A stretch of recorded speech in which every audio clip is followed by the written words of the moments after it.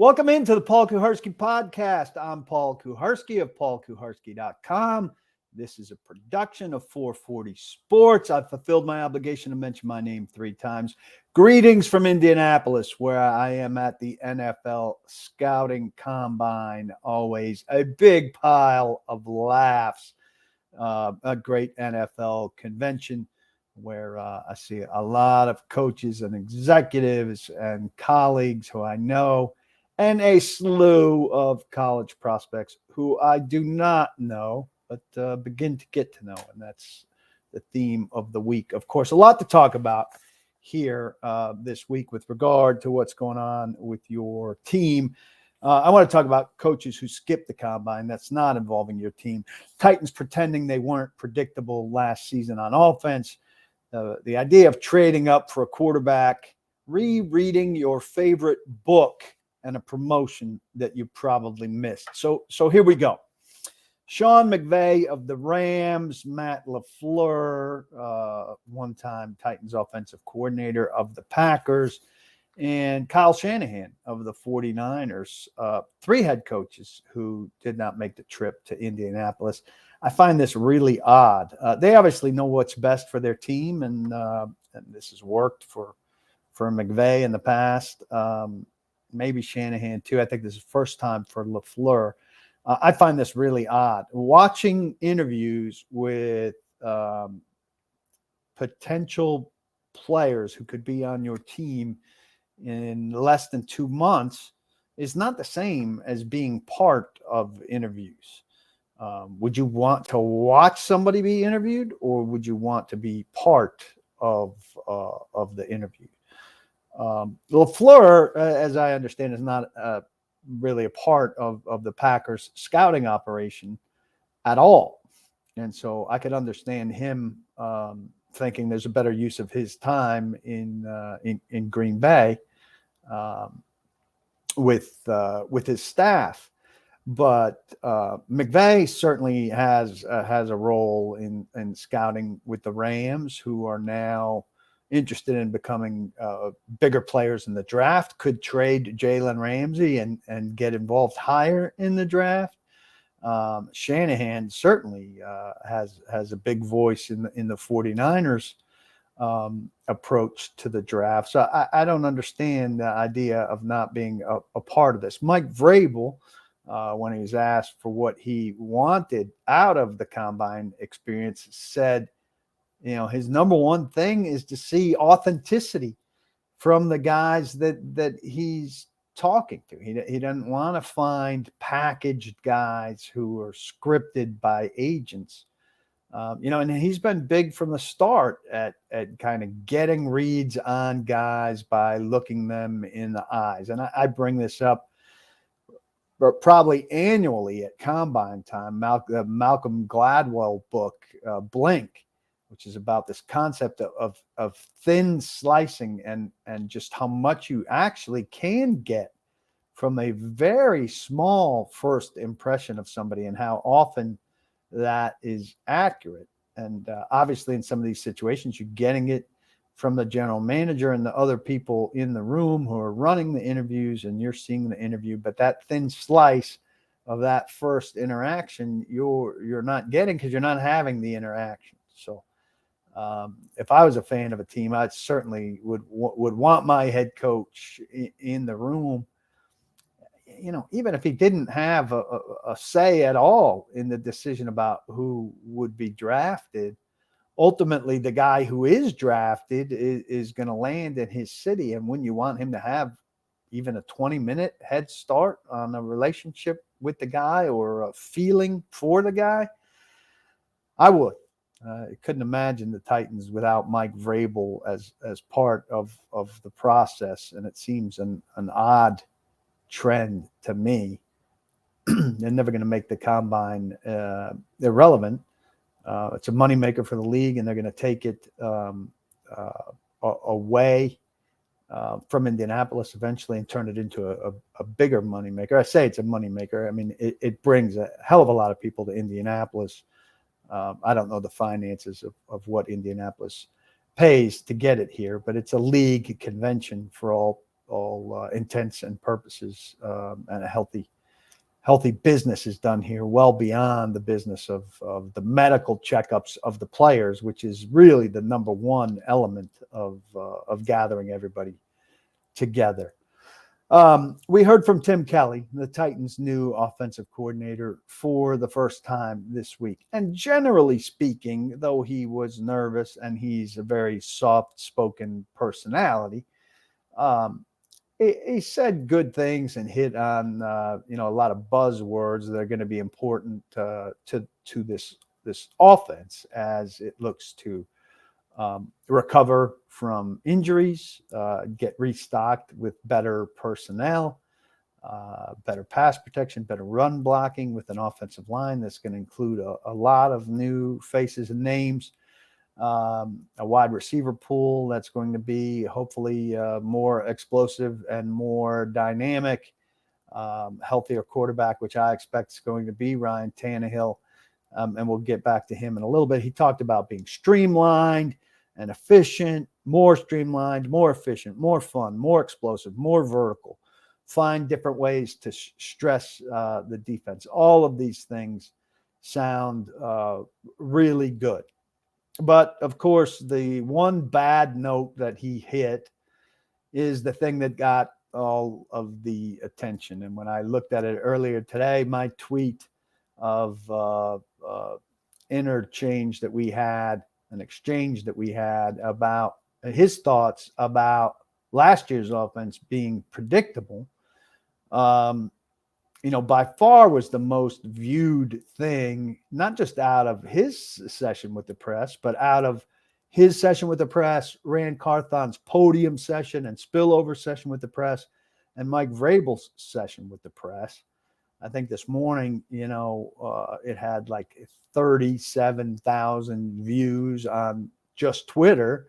And the next biggest thing that I sent out maybe had, 4,000 or 5,000. And that might have been Joe Douglas of the Jets talking about Todd Downing, joining the Jets, talking about Todd Downing, the guy that it seemed that Tim Kelly was overeager to protect here. So you may have been one of the 37,000 plus that has already seen this or listened to it. But let's listen to it together here and then talk about why Tim Kelly is saying what Tim Kelly said about whether last year's offense was predictable. Say that. I mean, I didn't think we were predictable last year. I think there's some times where, certain games, certain things, weather, people you have available, things along those lines. There are a lot of elements that go into predictability or perceived predictability. So I wouldn't say that we were predictable last year. Mike seemed to think you were predictable. Mike, in hiring you, one of the things he said he wanted was to be able to go into the same formations out of different personnel, to be less predictable, not signal things were coming with personnel. Yeah, I think, one of the things that we want to do as an offense is we want to be versatile. So whether it ends up being multiple personnel groupings, multiple formations, playing in multiple tempos, just doing things to try to keep people off balance. So, that's what we're going to look to do moving forward. We want to put our guys in the best position possible. You ran an awful lot on first down as well. Didn't you think there was some predictability to that? I didn't, but, again, like I said, there are a lot of things that go into calling a game. And so, last year was last year, but moving forward, I can tell you what we're going to do and what we're going to try to do and how we're going to build this offense. What remains? I didn't run, or I didn't think we were predictable. I don't know, but I think he shot himself in the foot by giving this one thing that was less than 2 minutes about them not being predictable last year, when Mike Vrabel all but said that they were too predictable last year, where them being overly predictable is a good part of the reason that Todd Downing's not back. When run, pass, punt is kind of became a fan mantra and not unfairly a fan jab and not unfairly. And look, he said, Tim Kelly in this interview said, at least on 2 occasions, that everybody in this building, referring to the building around him, which is the Indiana Convention Center, would say the same thing when he was talking about something. I think he said it about bigger, stronger, faster. I would imagine that's a pretty common response here. He said, kind of, looking up and around, like, about the building. So, I've tried to do this less because I got in the habit of really doing it. But I think here's a situation where you have to go back and kind of evaluate what a guy could have said or should have said instead. And I think here's a situation where he didn't have to acknowledge the premise. He didn't have to say the Titans were predictable last year, but he could have said something like, I don't, everybody in this building would say they don't want to be predictable. So he doesn't have to concede that we're predictable, but he has to, could say he doesn't want to be predictable. And I when his boss has said it, and when, it's pretty clear that part of the reason he was hired was to make certain things less predictable, particularly certain people being on the field, not signaling run or pass. I don't know why he would be reluctant to touch on this. And, it wasn't a shining moment for him in his the first press conference, where he was rather nervous. And I'll point out, and Mike Vrabel doesn't give a shit about this, but I'll point out that he wouldn't have been so nervous if in a season as passing game coordinator, when he talked to Texans press, presumably a year or two before as offensive coordinator, he'd been allowed to talk. And again, Mike Vrabel doesn't care about that. They doesn't care that he came across as nervous. But I don't see how it's good for the organization that a new offensive coordinator, as the team's rebuilding, replenishing, retooling, whatever word you want to use for the offense, appears nervous. It doesn't instill confidence in the fan base. Again, Mike Vrabel's not concerned with that, but Amy Adams Strunk should be. She's trying to sell tickets and market a product, and it's better marketed if the guy who's running the offense seems bold and strong and solid. He didn't necessarily come across that way, but none of that matters if the offense is better. And one thing that Tim Kelly, to his credit, pointed out is he doesn't really know entirely what the offense is going to be, because he doesn't really know who's on the offense. And there's a lot still to be determined for him based on how many holes there are on the offense and how much personnel acquisition is ahead for Rand Carthon. I hope that you'll go and listen to the little video piece I did at paulkuharsky.com about one of the ways that Rand Carthon is learning what assistant coaches want specifically from him, and the way he asked them to show him, and the way he's continuing to learn how he can serve Mike Vrabel and Mike Vrabel's staff and get them what they want, which has been a big theme of his from the beginning, that he simply wants to provide them with what they need to put a winning football team on the field. $5.99 a month for that video story, for chats that I have with the membership, where you could ask me questions during this. We have conversations that go up to an hour. During the season, I'll do those from the press box after a game as well. Private Facebook page, everything that Mike Herndon writes every Wednesday from an analytical perspective. Blake Bedingfield with some pre-draft stuff to come, and pre and post game analysis from a scouting perspective. He scouted for the Titans for 19 years. I hope you'll check it out. Give me a month, $5.99, the price of less than the price of a fancy cup of coffee or a tasty cocktail. So come join us. See what all the hype is about. I promise you it is worth it. Wanted to go to some quarterback stuff. Speaking of Mike Herndon, he wrote kind of some different avenues for the Titans draft strategy. And I think it's a very interesting piece. And I want to spin off one of the things because he and I kind of have different philosophies about where the Titans might go here in terms of quarterback. First off, I don't really love the quarterbacks in this draft, the 4 guys who are projected to go high: Bryce Young, Stroud, Levis, and Richardson. I like Stroud the best.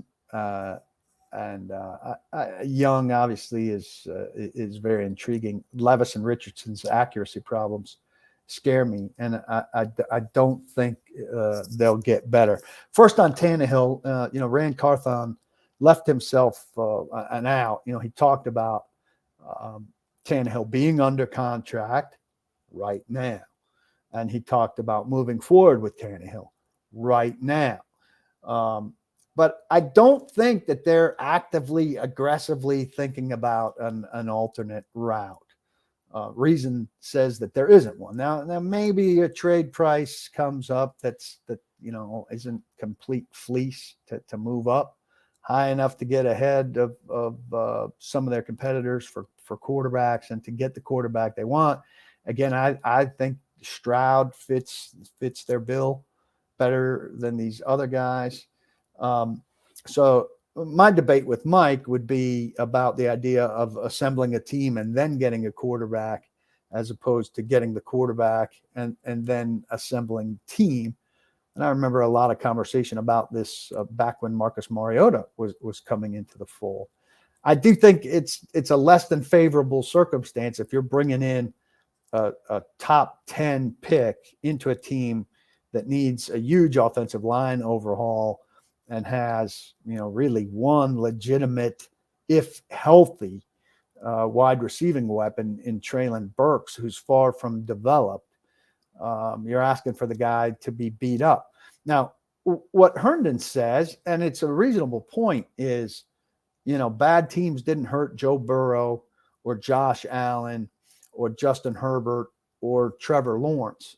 And that is fair for sure. But 3 of those 4 guys, their teams were bad, and they didn't need to be traded up for. Burrow didn't have to. The Bengals didn't have to give up their future draft to go get Joe Burrow at number 1. Chargers didn't trade up to get Herbert, and the Jaguars were sitting at number 1 for Trevor Lawrence. The Bills spent 2 second-round picks to move up to get Josh Allen. Hardly a ransom. But I've played with some numbers.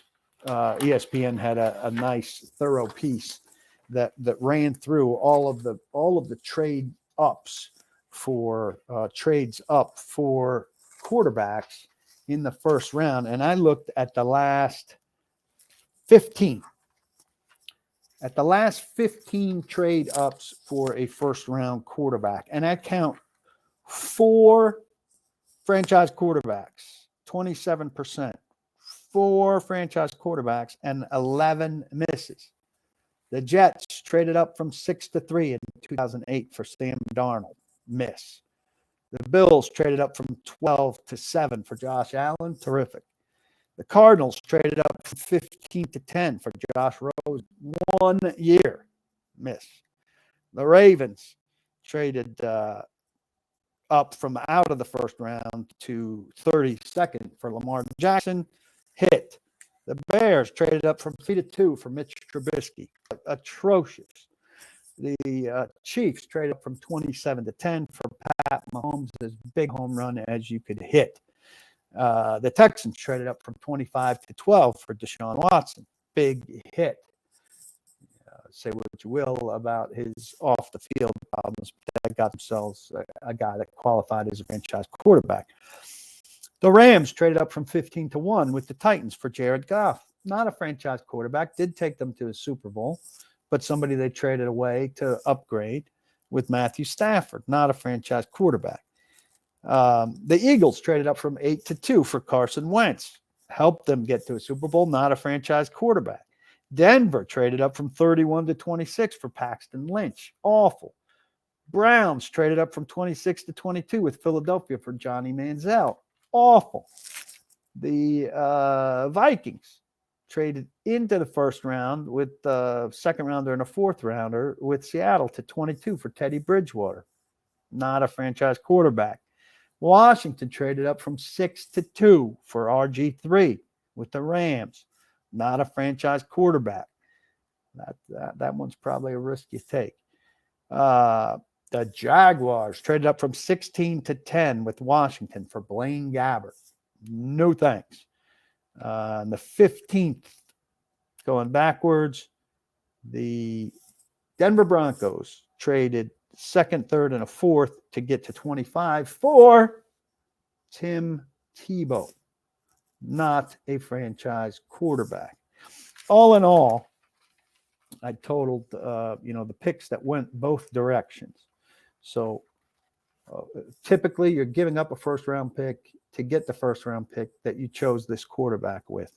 In addition to that, 3 first-round picks, 12 second-round picks, 2 third-round picks, 3 fourth-round picks, 1 fifth-round pick, and 1 sixth-round pick going the other direction. Cumulatively, that was the cost of those 15 quarterbacks. Now, look, if you're on the right side of that and you're getting Allen, Jackson, Mahomes, or Watson for the football, obviously, you want it. But it's a 4 in 15 chance on modern history going back to 2010. Otherwise, you end up with Sam Darnold, Josh Rosen, Mitch Trubisky, Jared Goff, Carson Wentz, Paxton Lynch, Johnny Manziel, Teddy Bridgewater, RG3, Blaine Gabbert, or Tim Tebow. And none of those guys got you anywhere except back in the hunt for a franchise quarterback. So this makes me less keen on moving up. Man, I know our scouting reports and our feelings about these 4 quarterbacks, they don't prove accurate, right? Nobody knew that that Patrick Mahomes was going to turn out to be, this good, or that Josh Allen was going to turn out to be this good. And nobody knew that, Paxton Lynch was going to be that bad, or that RG3 wasn't going to pan out. I just think there's risk there. And I think Mike Vrabel can win with Ryan Tannehill. He's already done it. If you formulate a good offensive line and give him some wide receivers and they continue to play solid defense, the backbone of which I think is already in play. And so I'd get those things without giving up these picks. You don't have a lot as it is. They've got 6. They don't have a ton of free agent money, though they can get more. Build that core back up. Get yourself a reasonably solid football team. Play with the quarterbacks you've got. And then if you're in a position where you've got that, and next year you'd say, all right, we absolutely have to take a crack at quarterback, then mortgage. I'm not saying it's wrong to do it the other way. I just think for this team at this time, it's a better way to do it. And Mike makes a compelling case, but I'm going to stick with my thinking there. And I'll be surprised if that's not what the Titans do. I don't think Malik Willis is forcing you any decisions either. But, if you draft a quarterback, well, he's still going to be around for training camp. Tannehill would be out the door if you draft a quarterback based on the fiscal situation. So we shall see. It's hard to picture the Titans loving Bryce Young, as small as he is, no matter how dynamic, and to love Levis or Richardson with their inaccuracies. I think, you fall in love with the arm of Levis or the athleticism of Richardson, but you're then writing off excuses for a lot of other deficiencies in their game. Stroud, to me, has the most to hang your hat on, but then you're playing roulette with who else likes him the best and how high you'd have to go in the draft. And I think the answer would be pretty high. I read somewhere or heard somewhere not too long ago that you should reread your favorite book once a year.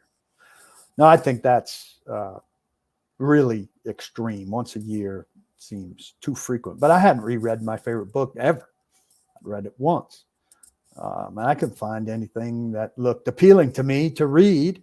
And so I pulled up on my iPad what I consider to be my favorite book. It's called Bridge of Sighs. It's by Richard Russo, who I believe won a Pulitzer Prize for a better known book called Empire Falls, which HBO made into a miniseries with Ed Harris and Claire Danes, if I'm not mistaken, which was well done and true to the book. Early on, I was a little disappointed rereading this. It took a little while to get back to what I loved about it, but it got me back there. And I hated when I ended it. It took several nights where I didn't turn on the TV at all. I was just really into this book and into rereading this book, and appreciative of this advice that suggested that I reread my favorite book. And I knew I'd be miserable when I finished it, finding something else that would hold my attention as well as this book had held my attention. I list Richard Russo sometimes with Springsteen in terms of things I hold affection for. And I understand the book may not be as good for other people, but the way this guy writes and this particular story just speaks to me.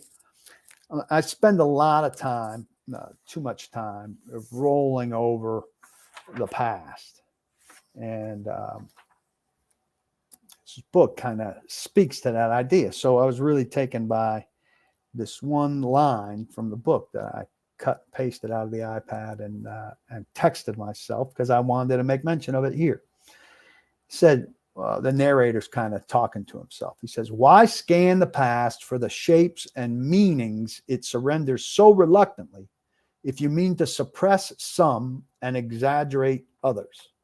Why scan the past for the shapes and meanings it surrenders so reluctantly if you mean to suppress some and exaggerate others?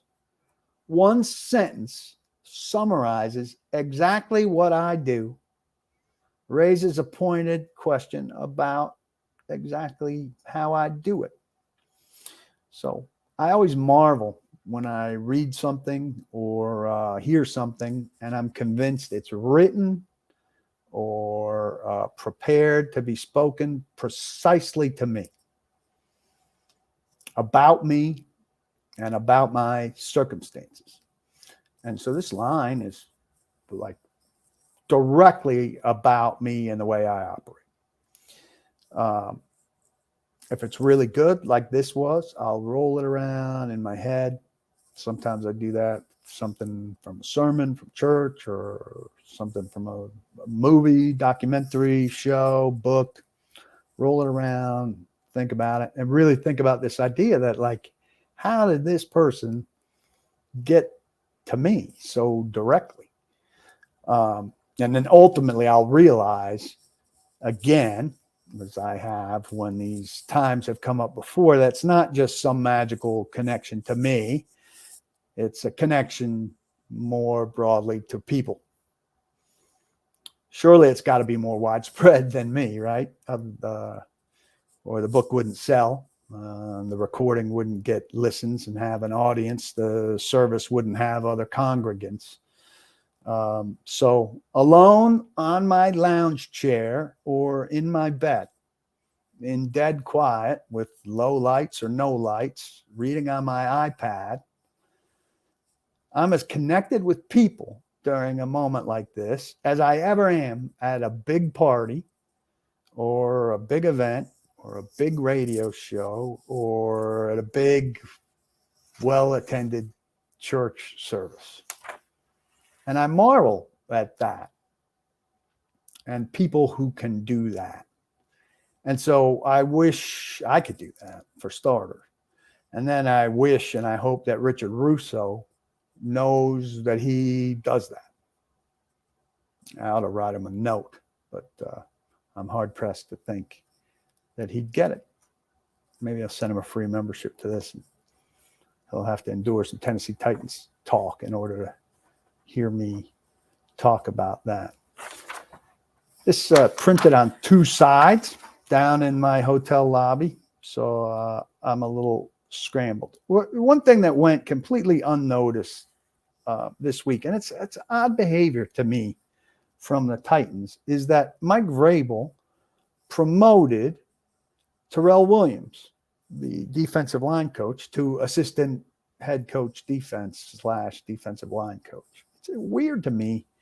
Like, I'm not saying they should throw Williams a parade upon the occasion that they give him this title, which doesn't really change his responsibilities or change anything. It's, it's a title bump to reward him for his hard work and to, credit him for his service and mean something going forward. And I'm sure that it got him a pay bump.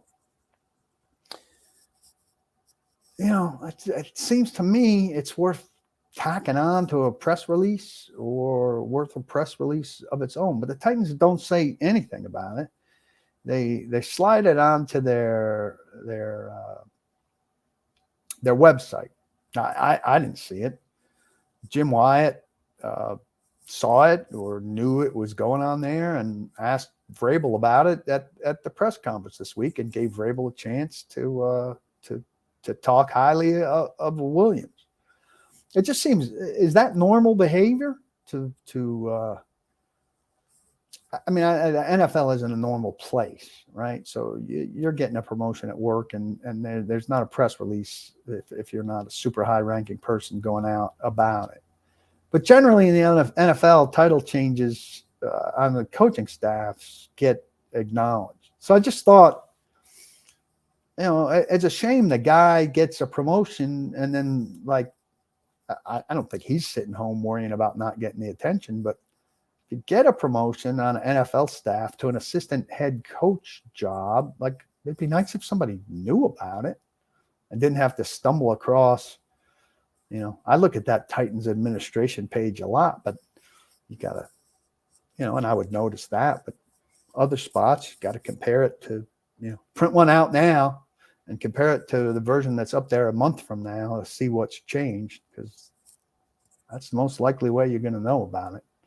Just seems odd to me. Maybe that's me nitpicking. I loved Carthon and Vrabel here in Indy. They're both loose and fun, and it just makes me like a part of the season that I don't like, when they're removed from the stress of results. And that's short-lived, because the stress of results starts arriving March 15th, when they could start signing free agents, even though, you get letter grades from some national media and maybe some doubts about contracts and stuff, but almost all of that is hopeful. There's internal stress about, did we get the right guy? Did we get the guy we wanted? Did somebody take him right in front of us? Did somebody make a trade right in front of us? All of those kind of things. But ultimately, the stress of results doesn't come until you're losing games. And the Titans are far removed now from the 7-game losing streak and well into hope season, which brings a lightness. So, it's a good time of year to get to be around those guys. It's unfortunate that it's so rare, and we saw them early this week. And those of us that'll go to the owners' meetings, we'll get to see them again, and then we'll see them during the draft. But that daily frequency of training camp, which is also a hopeful time. There's not enough going on now to warrant it, but we wouldn't get it anyway. So it's kind of weird that you don't get to see them when they're at their most lighthearted. You're seeing them when things are the most stressful. So that's this edition of the Paul Kuharsky Podcast. I appreciate you joining me. Please subscribe, like, review, spread the words to your friends. If you're not a member of paulkuharsky.com, try it out. Give me a month. If you don't like it, unsubscribe. If you do like it, easy $6 a month.